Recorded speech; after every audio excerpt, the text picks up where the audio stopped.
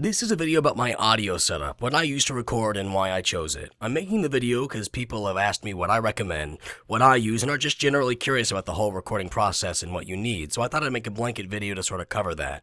Before I start, I'm going to say that everything I'm going to talk about is going to be in the description below just in case you want to look it up. Anyways, to get started, you're going to need a microphone. I use the Audio-Technica AT2035. It's a fantastic studio cardioid condenser microphone, and it does great for voices. I used to use the Blue Yeti USB microphone. It's just plug and play, and, it's a great microphone. It does what it needs to, and it does it very well. The reason I switched was because it had a very thin bass. It wasn't non-existent, it was very lacking, and I wanted something that represented my voice better. So after about 3 or 4 months of comparing and researching, I honed in on this one. But this is not the end-all, be-all. You're going to want a microphone that suits your voice better. I have a low rumble, and it picks up that low rumble. But sometimes, if you have a higher voice or a specific type of accent, you're going to want a different kind of microphone. And in all honesty, you're just going to have to go on YouTube or other sites and compare the sounds, what they sound like. If you can actively, someplace offers the microphone and you can record it or listen to it, that's even better. But if you don't have that option, just listen online and hear how it sounds and really look around. This particular microphone is $150. The Blue Yeti is $100. They're a little bit up there, but, it's something you're going to be using for years and years. So it really finds, that's why you want to do all that research. You want to find something that's going to last you. Moving on, you're going to have to plug it into something. Now, the Blue Yeti, like I said, is a USB. This is an XLR. It's a studio microphone. You're going to have to plug it into something. Now, what I use the Focusrite Scarlett 2i2. It's an audio interface. They have several of these.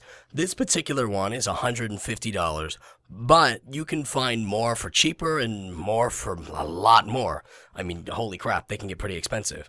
Now, this is a wonderful audio interface. It can do 24-bit at 96,000 sample rate, which is double that of DVD quality, studio quality, absolutely amazing sound. As you can see, there's a little light that lights up whenever you can hear sound, so you can see what it sounds like. If you get too loud, it goes red, but I'm not going to do that because it's a really ugly sound. I can also directly monitor. I have headphones plugged in, and I can hear myself, zero latency, exactly what I hear, if you were to be recording it, which is really nice. Now, it takes a 1/4-inch jack, and I'll get to that in just a second. But, again, just absolutely fantastic. I can control the gain on both microphones, and I can control the volume knob of both. They have monitors in the back as well, in case you want to get studio monitors left and right. I just use general speakers. I don't use that, so it doesn't apply to me. But if you would like to, by all means. Now, moving on, I use another microphone, a separate microphone for recording vocals, for singing.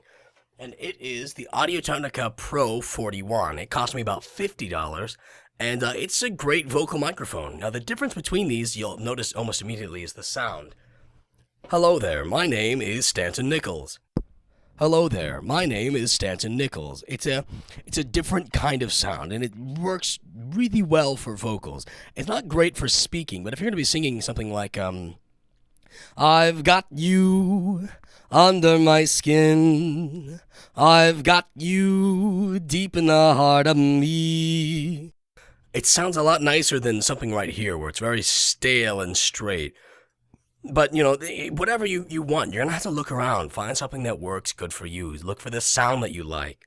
To record, I use a program called Audacity, and it's a wonderful program. It's free online, tons of people use it, and all around it just offers great, beginning tools. It's a fantastic recording program.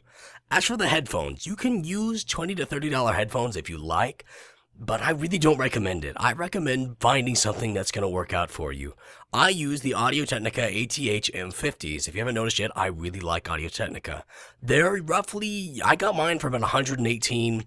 They're kind of increasing in price recently. They're going to be about $150 now. But again, it's long term. You treat all this stuff nice, it's going to last you easily over 5 years, which is a great investment over the long run, especially if you're going to be using it as a career. But I mean, absolutely great headphones. They're studio monitors. It's a flat response, which is what you want from studio monitors. If you're going to be working with low basses like dubstep a lot, if that's what you do, you're going to want some, headphones that really gear towards the low sounds, and these don't. But at the same time, that doesn't mean that it doesn't have them. The lows are absolutely earth-shaking. They're great.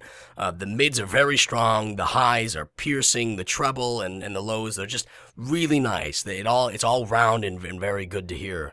And excellent quality. Absolutely great to hear. I can really hear, and it represents the sound quite well. And I absolutely love these headphones. About the jack, as I said earlier, it has a 1/4-inch adapter that screws on, and it also has just a typical regular 3.5 millimeter on the end there. Now you'll notice it's a bit bulky on the end. It's very nice and it's going to last a long time. It's very heavy duty. But, these aren't going to work with like your iPhone very well, especially if you have a case on them. It's just not going to fit on there very nicely. It's not meant for that. It is meant for at home or in a studio, and so these aren't going to be the headphones you take to school or you wear on the bus or you go walking with. These are at home at your desk doing recording work. And if you're interested in just for general listening, these are also, once again, great headphones for that. Again, a bit pricey for just general listening. If you're not looking for super high quality, you really don't need it. But if you have the money, I really suggest getting a nice pair of headphones. It changes your experience. Anyways, I hope that's kind of opened up people's minds, let them know. Again, I cannot stress this enough. Look around. Look for something that's going to suit your needs best. I researched everything that I had here for a long time and really zoned in on everything, what I liked about it, what I heard other people saying. Look at reviews. Look at what other people say. It's very important. And again, hopefully this helped someone out. Hopefully you like something here or it gives you an idea. And I hope you find out what you're looking for. Anyways, y'all have a great day and thank you for listening.